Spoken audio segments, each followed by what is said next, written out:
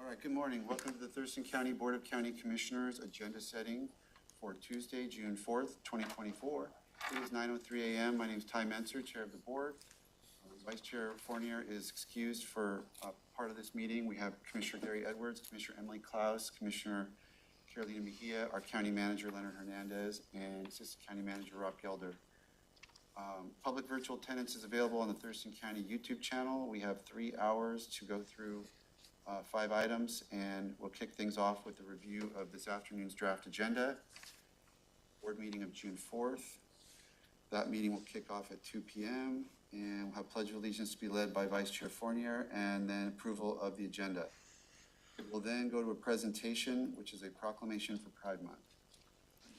And Amy, here to speak to that? Yeah, we have representatives from Capital City Pride, including their president, Natalie, and a few other board members who plan to attend to accept the proclamation. Okay. And I know in previous years, the Pride flag has flown over the county building. Has it already been done? It's already up. Okay, cool. Making sure. I just don't notice that when I come in. No problem. Perfect. Any questions, comments on the presentation? Okay. Opportunity for the public. Yes, ma'am. Before we do the proclamation, I think, I know Commissioner Fournier had requested the flags be flown at half-mast, and maybe some words about Mayor Gordon, right? And something in memoriam would be nice. I think the county manager is prepared to make a statement and then open it up for any comments from the board. Okay. Does that work, Commissioner Mejia? Yes, that works. Okay, great. Okay. Opportunity for the public to address the board, county manager update. Besides the that element, is there anything else? Two other updates, Chair. We will be talking about the roundabout where we received a lot of community comment about, and so we have an update from Interstate Transit. And then also we'll be talking about the $3.19 million grant that Public Works received. I'll be giving some comments about that.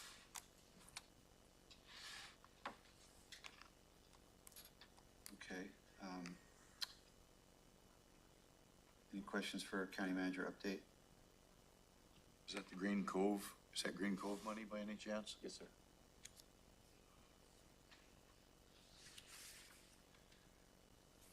Okay. Just jotting all this down. Okay, that'll get us to the consent agenda. We have items 3A through 3K, and first up is Sheriff Item Dive Team MOU with Southeast Thurston Fire Authority. Thank you, Chair. And we have representative from the Sheriff's team. Thanks so much. Good morning. Mind introducing yourself? Good morning. Chief Mancias with the Sheriff's Office. I'm Chief of Field Operations. And yes, we are asking for the approval of a MOU with Southeast Thurston Fire Authority. This MOU will allow us to store some of our swift water rescue equipment, namely rafts in a small trailer at their facility down in Yelm, at a station that they choose. Right now, with our current water rescue response, we have to deploy all of our rafts either from Lacey Fire up on the north side here, or from our Tumwater office near the airport in Tumwater. Those are deployed out to Yelm, and usually when we have water rescues on the Nisqually River, that's our main area out there for rescues, we have to deploy them from here out to there, and they usually launch by McKenna or Nisqually Pines. So as you can see, that really extends the response time from getting a call to actually getting units on the water.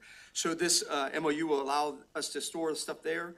Their personnel will be able to deploy that stuff directly to the water rescue areas, and they have personnel that are trained in swift water rescue. This will also authorize them to do training with us and then have an agreement to do co-response to these water rescues out there. I had a question, Chief. Just thinking about this, like you said that most of your rescue work is along the Nisqually, and I'm just curious, like, is that because it's the longest stretch of river, or it's the biggest river? I mean, there is the Chehalis and the Chutes and Puget. I mean, I'm just wondering, like, why is it that Nisqually is the focal point? I would say that Nisqually is probably the most, we do have other bodies of water out there like Lawrence Lake and some of the other lakes. But when it comes to the stats for like water rescues, we get a lot of people that during the summertime especially, they float the Nisqually River. So that's a pretty big hotspot for tourists. A lot of people from out of county and stuff go to Nisqually. They put in at McKenna and then they float all the way down to, areas down by the Nisqually tribe.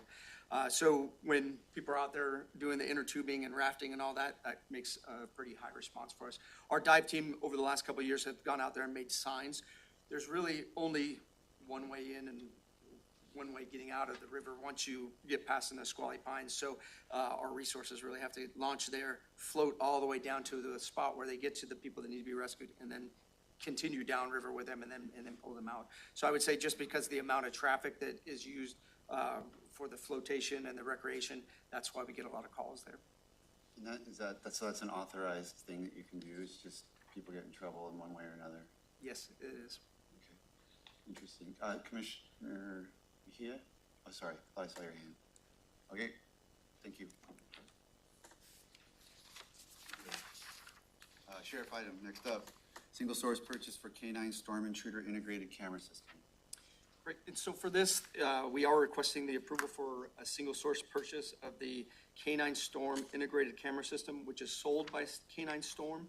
The Sheriff's Office received a grant from the Halloran Foundation for $25,000 to purchase this specific K9 camera system. This would allow our K9 handler to see what the K9 is doing up in front of them. Obviously, a lot of times the K9 is out searching and doing stuff, and they don't really know how the K9's reacting. They can't see what the K9's doing. So it adds a lot of safety in being able to see what the K9's doing and being able to make announcements and tell when the K9 is getting close to what it's searching for. We do use the K9s a lot on the SWAT side of the house as well, where they're searching inside of a house, but it causes the handler to have to be pretty close because they're tethered to them or they're on the end of the line. And when they're not able to see what the dog's alerting to or the K9 is doing, it makes it difficult. So this would add a lot of safety in that regard as well. The sole source packet has been approved by risk management, the PAO, and also by the auditor as them being the single source seller of these items. The legislative item obviously is the sole source procurement, but did I remember correctly that this is money's coming from a grant that you received? Yes, from the Halloran Foundation. Okay, Commissioner Mejia? Thank you. I thought of all the questions after this item came through, and it was in regards to the data retention piece of it. And is there any kind of data retention when, for this system, or is it just kind of like a way for the officer to see as the K9 is out? That is a good question. It is just a live feed video. So any data or any kind of video collected by this would be on the K9's handler's body camera if anything was picked up there. But it is just a live feed. There's no recording on it. So if there was, like a situation, I guess, where, where there was, it would go onto the system of the body cam, and then it would basically be accessible by the prosecutor and public defense. Yes, that's correct. Whatever is picked up by the body camera. So the system is separate of the body camera, so it will not Oh, okay. anything like that. But if the body camera views what's going on or hears what's going on, that data would be captured on the body camera, not the K9 system itself. So the K9 system does not really record or hold any of that data whatsoever. It is basically the officer who's wearing the body camera and whatever they're seeing through that live feed that would get picked up. That is correct. Okay, thank you so much. So that's interesting. So then, is it all of it is is it automatically connected to the body cam, or the officer has to make a choice? Oh, this is interesting, let's record this piece, or, No, so the body camera would be on all the time, recording whatever the canine handler is doing. The monitor for the canine camera is just displaying on a small camera that's either on their wrist or the canine handler can hold it. It's just displaying what they can hear and see on what the canine's doing.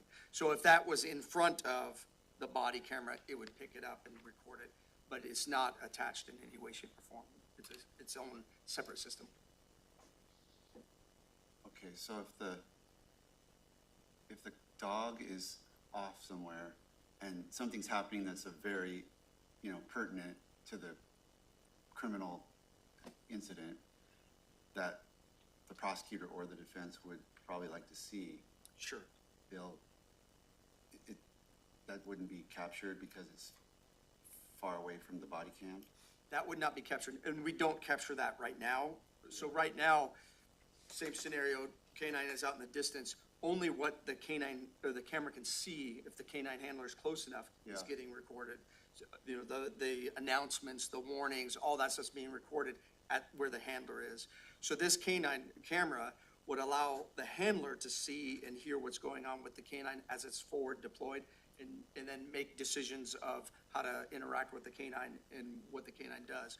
But it would only be recorded if the body camera is seeing that stuff. Okay, and because it doesn't run afoul legally because it just doesn't have the capacity to record. Yes. If it did have the capacity to record, you'd have to We would record it. preserve it, redact it, turn it over, discovery. Yes, and I do believe that they're trying to find ways in the future to make a system that attaches to it to record, but they just don't have that yet. All right. Good questions, Commissioner Mejia. I didn't think of that either. Okay, anything else? Good on that item. Thank you, Chief. Thank you. Item C is a treasure item, and we have 2 tax title properties, and Treasurer Gadman too. 3C and 3D. Good morning, County Treasurer Jeff Gadman. I'm here to present to you a couple of deals we negotiated on tax title properties. The first one is behind Warner subdivision, which is near Thompson Place off Martin Way there. This particular subdivision was originally platted by Olympia Oil and Wood, which is across the freeway, but it was done prior to the freeway being constructed. And for whatever reason, they carved out some parcels that are now next to the freeway, but between them and the nearest road is housing. And these parcels have historically been owned by the adjacent property owner that has the house on the street. Economic downturn, bank foreclosed on the house that was in front of this particular property. They also foreclosed on this property. They didn't see a value in continuing to pay the taxes on this property, so it ended up going to tax title. An adjacent property the owner that owns the house in front of this property is not interested in it.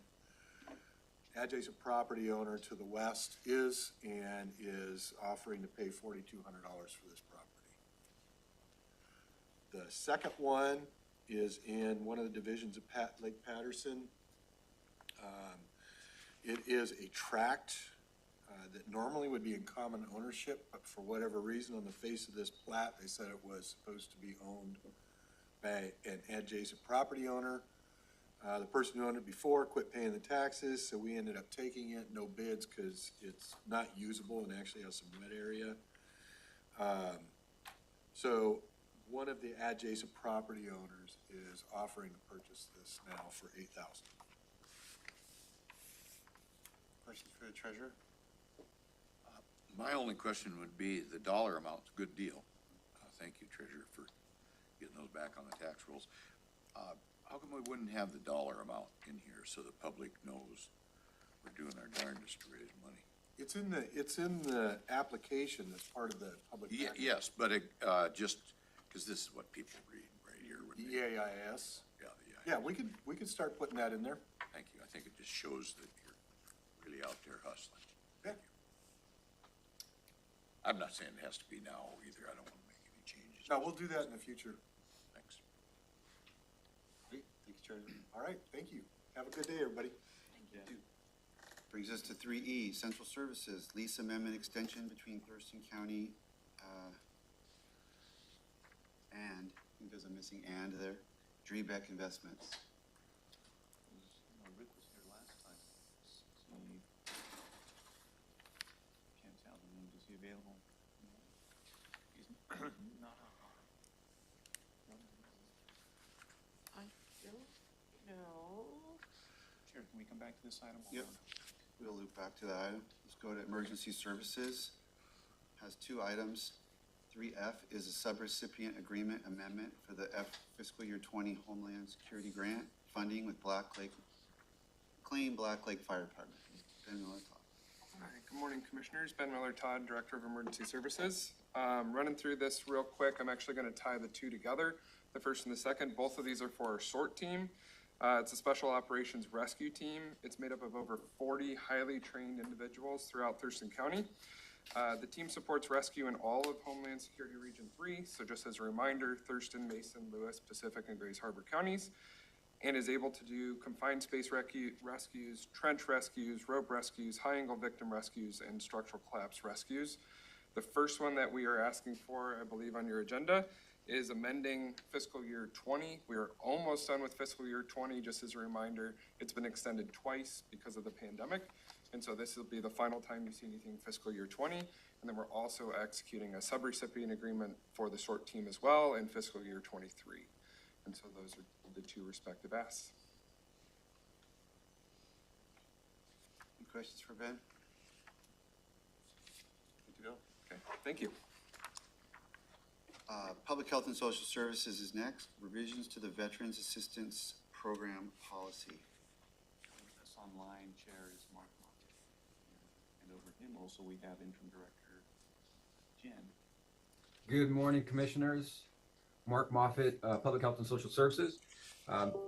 Today, we'd like to amend our Veterans Assistance Program policy.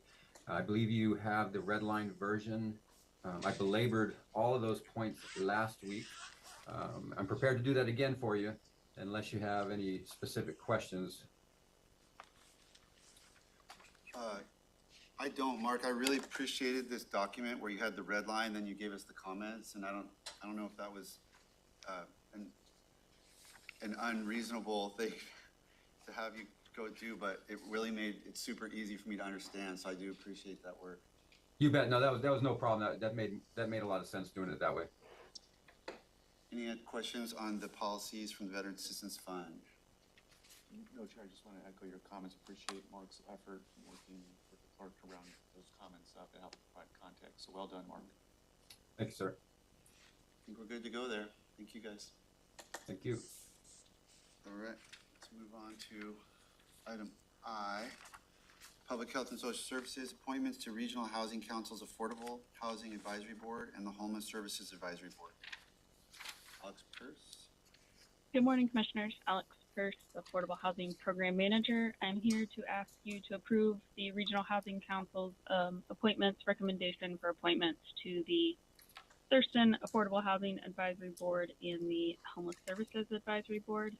We have two applicants or two new suggested appointments for the Homeless Services Board and two for the Affordable Housing Board. One on the Homeless Services Board will take the vacant lived experience housing steering committee seat. The Regional Housing Council approved these appointments at their meeting on May 8th, so we are just asking you to approve that recommendation so the board members can begin their work with us. Thank you. Questions? Does this, you said one of them was in a vacancy. Are the boards now full, or are there still vacancies to be filled? You know? I do not know the answer to that question. I do believe there might be one or two vacancies still left. We are currently accepting rolling applications as vacancies arise, so the staff liaisons can review vacancies and applications as they come in. Okay. If there's no other questions, I guess we're good to go. Thank you. Thank you. We have, last two items on the consent agenda are auditor voucher lists, one for the week of May 20th and one for the week of May 27th. Commissioners want to raise any issues? Seeing none. Okay. Keep going, or do we want to double back? We can double back. Okay. Let's double back to item 3E, which was a lease amendment extension between Thurston County and the word "and" should be in there, Drebeck Investments. Yes, thank you, Rick Thomas. This is a 3-year lease extension for the drug court to be at the Briscoe Court facility. This lease would start on July the 16th of this year. Again, it's a 3-year lease. The first 2 years are set. The third year has the ability to be canceled if need be. Any questions? Questions from the board? No? Okay, Thank you. thank you. Appreciate that. Okay, that brings us to the business items, starting with item 4A. Under Community Planning and Economic Development, we have contract with Environmental Science Associates for grant-funded working lands conservation strategy. Good morning. I'm joined by Andy DeFobis. And we're here in Ashley Aristed because she's unavailable. So again, Dana Bowers, Associate Planner with Community. You'll be here this afternoon? I'll be here this afternoon, yeah, with Andy, with Community Planning Economic Development. Basically bringing this contract before you. It is a grant-funded opportunity to improve our conservation programs. And so it supports docket items, CPA 16 and A26. So one of those being the community-driven ag program and improvements, or review, excuse me. And A26, the development code docket item for transfer of development rights and purchase of development rights review. The contract is for $350,000 and some change, and the consultant also worked on Pierce County conservation programs. Do you have any questions? And it's money coming in, Grant money. grant money coming in. No questions. Thank you. IT's next. Environmental Systems Research Institute Agreement. Sherry Hill. Morning, Sherry L, IT Director. It's time to renew our Esri contract this is the software we use for building maps and tracking layers and layers and layers of information about Thurston County. It's expiring in October, and we're going to move to an enterprise agreement, which is actually cost savings. We've hit the point now where buying individual licenses is not as cost effective as buying the enterprise agreement, so. Can you explain what that means? Just like if you think about your Microsoft, at home you buy a desktop license and you license just one person at a time. And here we have enough that we buy an enterprise, or we go through an enterprise agreement, which gives us a better cost per license. Like the whole county, sort of, is the enterprise we're talking about? Yes, Okay. yes. Questions for Sherry? And the funding is coming out of We collect in our rates annually every year. 60/40 or something. Actually, I think it's down to like 30/70 now. Is it really? 30% general fund. You'll see it when we present our rates. It's a sneak peek. Okay, thanks, Sherry. Thank you. Next up is Public Health and Social Services, Amendment 20 to the Washington State Department of Health Consolidated Contract. Jen Freiheit, Interim PHS Director. Interim Director, yes, thank you, Jennifer Freiheit. And this is asking to approve the amendment of the additional dollars that are tied to the workforce grant for underneath the consolidated contract. Seen many of these. Any questions from the board? No? Okay, we're good. Next item is also Public Health, Amendment number 1 to the Peninsula Alliance Program Agreement. Good morning, Commissioners. Mark Moffett, Public Health and Social Services.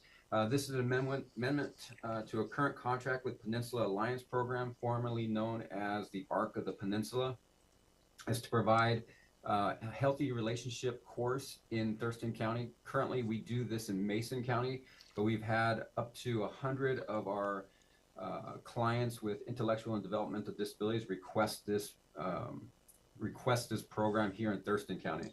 So this amendment would provide 4 courses this year and 4 courses next year.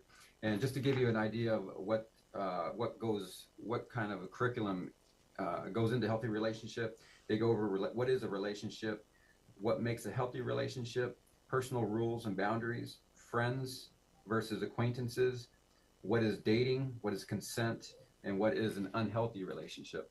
So we hope to provide half of these in our school to work program. So we'll be partnering with high schools to offer that within the schools, and the other half will be to the general population that we work with. And the funding for this comes out of millage funds directly for people with intellectual and developmental disabilities. Any questions for Mark? Nope. Thank you, Mark. Okay. Under the action, Madam Clerk, the word peninsula is inverted there. Okay, on to C, still with public health. Contract with Washington State Department of Veterans Affairs. Good morning again. So this one is for a partnership with the Washington Department of Veterans Affairs to provide a veteran service officer at the Lacey Veterans Hub. So this position would assist veterans and their families with applying for federal veterans benefits, including service-connected disability compensation. Currently, we rely on volunteers at the hub to provide this service, but a lot of them are aging out, and we don't have any more volunteers coming in to provide this service at the hub. So this would be a full-time position that would report operationally to my program, but would be an employee of the Washington Department of Veterans Affairs. And funding for this would come out of the Veterans Assistance Program.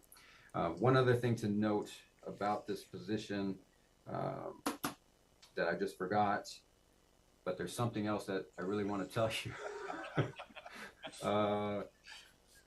Funding, I don't have it. So if there are any questions. I have a question. Yes. What kind of recruitment efforts have you put into finding new volunteers? So the volunteers are for the Lacey Veterans Hub. We don't do any recruitment through us. So currently they provide 4 days. They're there 4 days a week, and they come and they go. We don't have any control of that. So this would give us 5 days a week, 40 hours.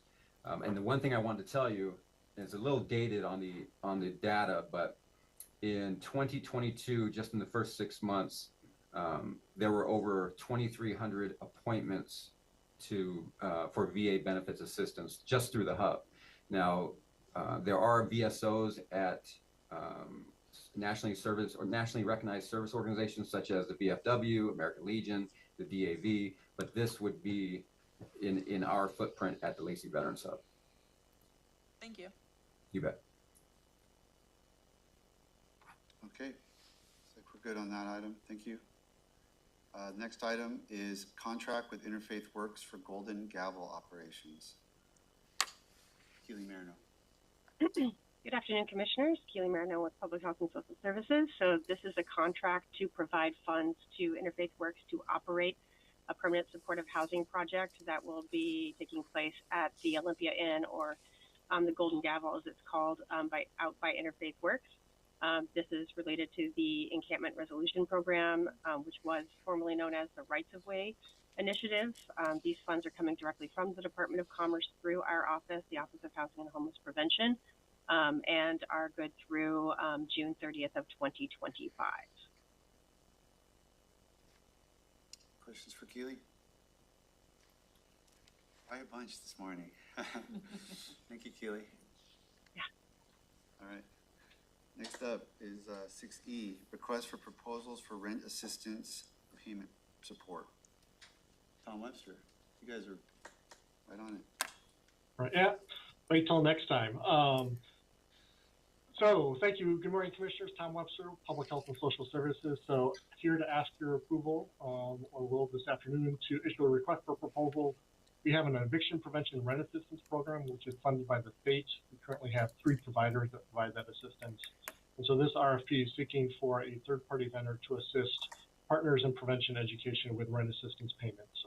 PIPE is a small nonprofit organization, and so we're just looking to support their capacity by providing some additional, this third-party vendor to support them with payments.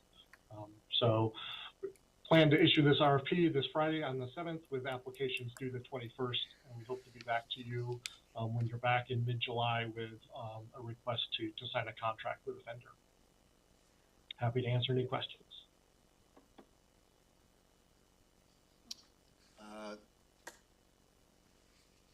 And remind me, the funding for this program comes from where? It comes from the Department of Commerce. They're within our kind of overall contract with Commerce under the Consolidated Homeless Grant. There's a specific line item for eviction prevention rent assist activities. So this all comes out of document recording fees that is collected at the state level and reissued back to counties specifically for rent assistance programs. Okay, any other questions? You know, I might just point out that the reason we're not having a lot of questions, we went over these last week, and several of them we've been over in times before that. So just so the public knows we're not sleeping up here. Yep, final review is today. So that's a good point. Thank you, Tom. Thank you. Let's go to Public Works, 7A, contract award for Transportation Safety Action Plan. Morning, Matt. Good morning. Morning, Commissioners. My name is Matt Unswin, County Engineer. Becky Kahn, our County Traffic Engineer, will be presenting this item for your consideration this afternoon. In 2023, Public Works applied for and was successful in receiving $264,000 from the Safe Streets for All program to update our county safety plan to meet the federal requirements of what's called an action plan. Our safety plan, or which will eventually be called our action plan, is the plan that we use to prioritize and identify projects that get included in our 6-year transportation plan. An updated plan will also allow for us to apply for federal funding for safety projects that are also included in the plan. The Board of County Commissioners authorized Public Works to request for proposals to perform the work earlier this year. We received 2 proposals in response. Public Works staff is recommending Transpo Group to perform the work as detailed in their proposal. The consultant's deliverable will incorporate public engagement process, develop an equity analysis, include a data analysis and report templates for future periodic updates and reporting. So in conclusion, Public Works is requesting that the Board of County Commissioners award a contract to the Transpo Group for $248,806 to update the county's safety plan.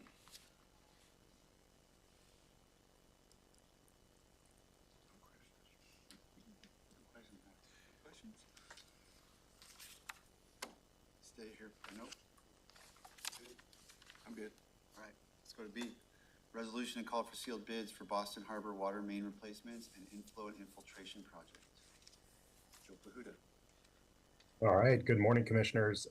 So this item relates to asking board permission to go to bid for the Boston Harbor water main replacements and inflow and infiltration reduction project. So this project affects our Boston Harbor utility service area. So it's ARPA funded, so American Rescue Plan Act, replacing 6,000 feet approximately of water main, and then also rehabilitating existing step tanks in the neighborhood.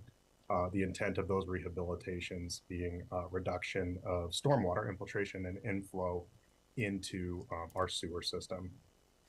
Estimated construction cost for this work is about $2.75 million. Any questions? Yes. Go ahead, sir. So you're going to eliminate the stormwater going into the treatment plant, and it's gonna be diverted to a filter pond, or what are we doing on that? So this wouldn't eliminate the stormwater. It would reduce stormwater into our sewer system. And so right now we're getting a stormwater both through where the inlet pipes come into the step tank from the individual houses. So there's a hole that was originally drilled in that tank, and it wasn't sealed very well. So groundwater is coming in through that opening. So we would be looking to seal those openings up. And then also there are riser sections on top of the step tank where we get surface water coming in through that opening into the top of the tank. So we'd be looking to seal that location up as well. So it's really just water that, either is underground or runs along the surface of people's yards that ends up in our sewer system inadvertently, for lack of a better word. Okay, thank you. So the side of a sewer tank always has knockouts. When they knock those knockouts out, it's sometimes the grout that goes around the pipe to fill in that void fails. And that's what Joe's project is doing, is providing all those seals. Okay, and then Tam-Shan, next. Yeah. So similar to the Boston Harbor item, this item again funded through American Rescue Plan Act, the Tam-Shan project. So the Tam-Shan Water and Sewer Infrastructure Rehabilitation and Replacement Project will have the aim of replacing existing water and sewer infrastructure in our Tam-Shan utility service area. And so what this looks like is select replacements of existing water main, water service connection replacements. So replacing old corroded water service connections with new polyethylene corrosion resistant materials.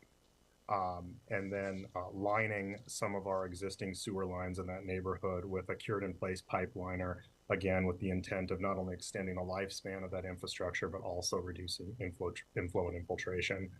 Another piece of this project will be replacing an old asbestos cement water main that we have along 63rd Avenue, and that will be replaced with new PVC pipe.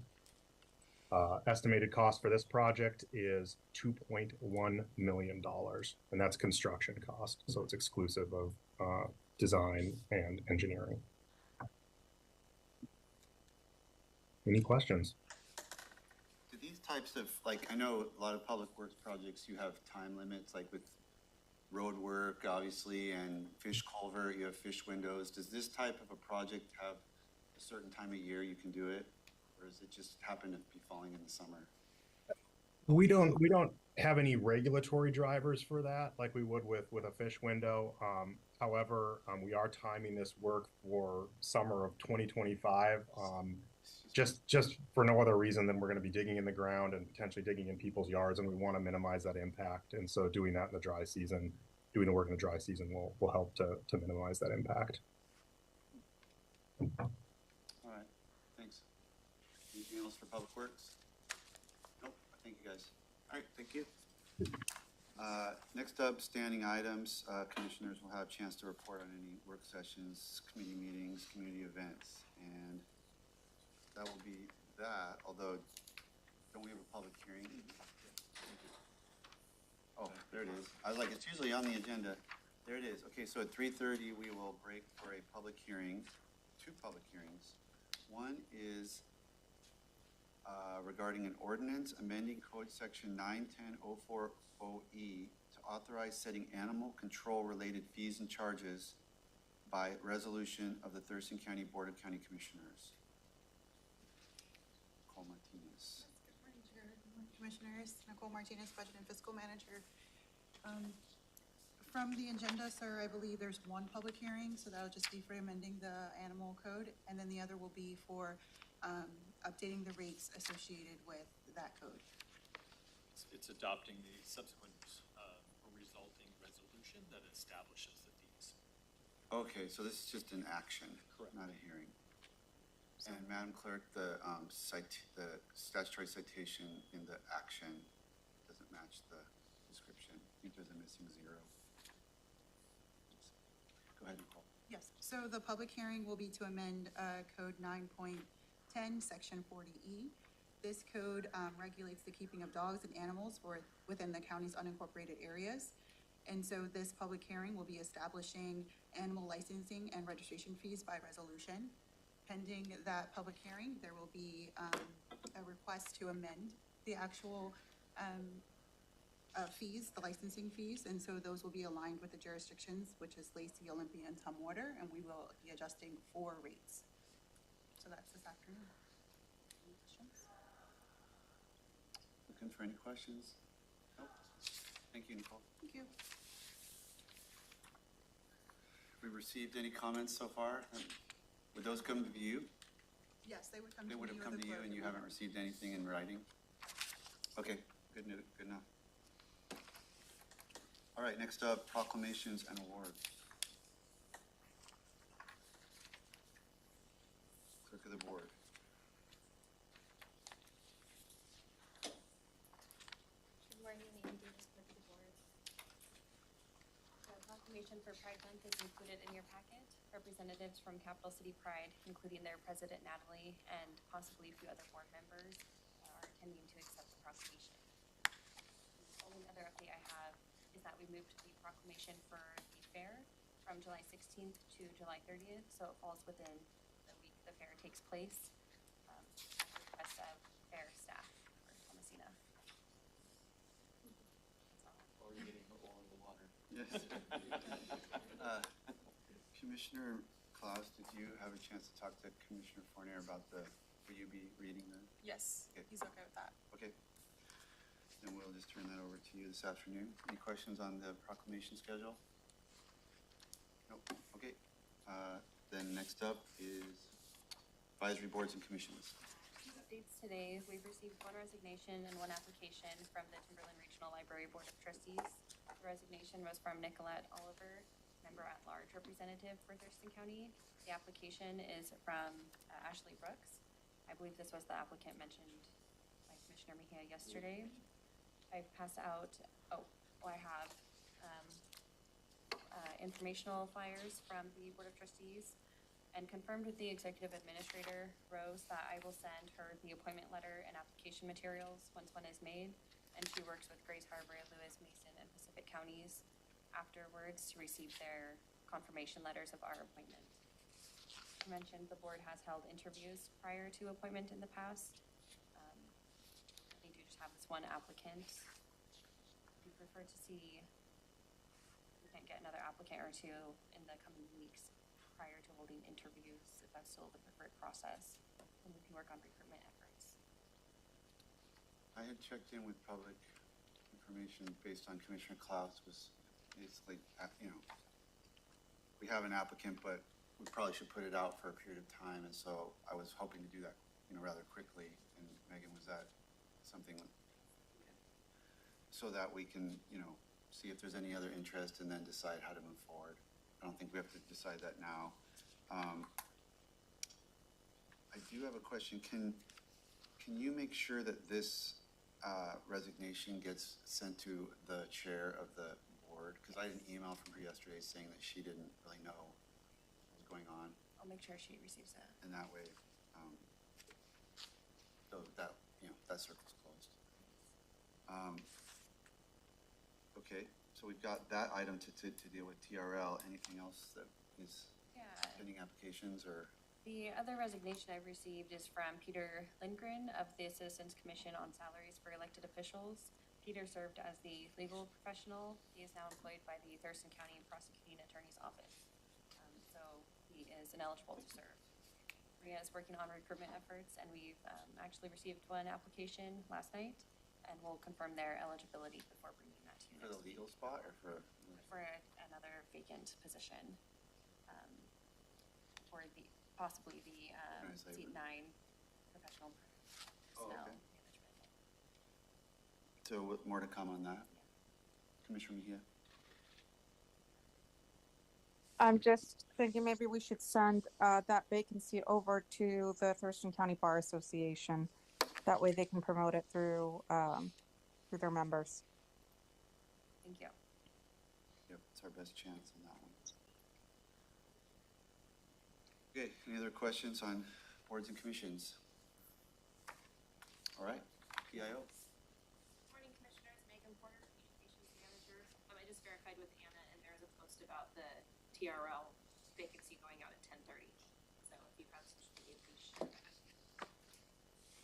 We are going to be doing interviews for an internal communications person this Friday. We received 38 applicants, so it was a good pool. Hoping to find a really strong applicant in those interviews. The Commissioner's Art Contest, we will have photos of all the art submitted posted on Facebook starting on Monday morning, and that will be open through Friday for people to go on and vote for the Viewer's Choice Award, or the People's Choice Award. So please go on and vote if you see that post. And then the grazing video that Devin put together is out on social media. Please go out and check it out. It's really cool video. The Colgan Ranch also shared that. And then he also produced a video about the rodeo at Public Works, and that's going to be shared tomorrow morning, so check that one out as well. Commissioner Klaus is driving some big machinery, so it's pretty cool. And then we're also going to be looking at doing some videos on parks and trails coming up. It's going to be good weather to do that, so we're working with on that, and then also highlighting our therapeutic courts. So pending any questions, that's what we're doing. Questions for Megan? I'm just curious, so are these videos that you're talking about covering different topics, is this kind of like I don't want to say a substitute, but like a extension or well, I'll say substitute for the sort of commissioner-led topics like Coffee with Commissioner or connections we used to do and all that? Not necessarily. We'll get back into doing that. This is just requests that have been made and some ideas that have come up. We're working on a solution to try and find a studio, to figure out how to come up with a studio space so that we can get back to doing Coffee with the Commissioner or just kind of interviews like that as well. So that is definitely Down the road. in the hopper. Okay, very good. Any other questions for Megan? No. Okay, then we're up to Commissioner items. I'm good. Commissioner Mejia, any item? Nope. All right, that's the end of the agenda, folks. 9:51, we're adjourned, back at 2 p.m.